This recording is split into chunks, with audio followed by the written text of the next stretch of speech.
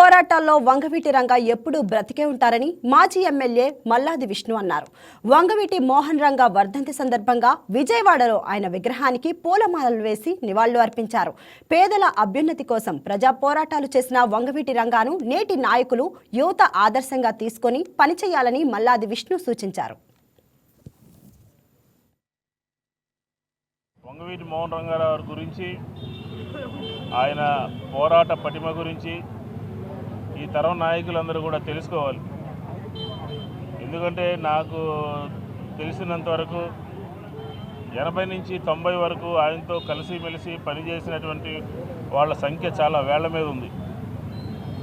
ఒక ప్రభుత్వము, ఎన్టీ రామారావు గారి ప్రభుత్వము ఏ రకంగా విజయవాడ నగరంలో పోలీసు రాజ్యాన్ని నడిపింది, ఏ రకంగా ప్రజా వ్యతిరేక నిర్ణయాలు తీసుకుంది, ఆ నిర్ణయాల్ని ఏ రకంగా మోహన్ రంగారావు గారు ప్రజల్ని సమీకరించి ఆ ప్రభుత్వం మీద ఏ రకమైనటువంటి పోరాటం చేశారో మనందరికీ రికార్డెడ్గా ఉంది. ఈ తరం నాయకులందరూ కూడా ఆయన ఆదర్శంగా తీసుకోవాలి.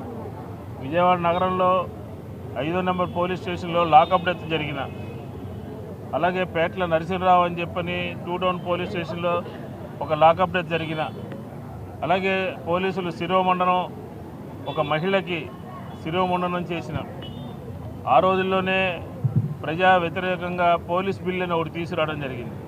ఆ పోలీస్ బిల్లును కూడా ప్రభుత్వము, ఎన్టీ రామారావు ప్రభుత్వము విత్డ్రా చేసుకునేంత వరకు కూడా ఆయన పోరాటం చేయడం జరిగింది.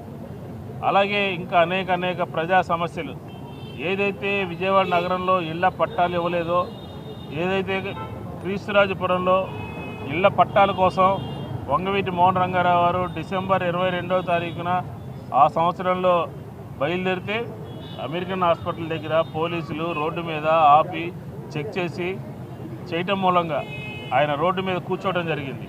తరిమిల అక్కడి నుంచి నిర్మల హృదయ భవన్ దగ్గరికి. హాయ్ వ్యూయర్స్, ఈ వీడియో మీకు నచ్చినట్లయితే లైక్ కొట్టి షేర్ చేసి వైకే టీవీని సబ్స్క్రైబ్ చేసుకోండి.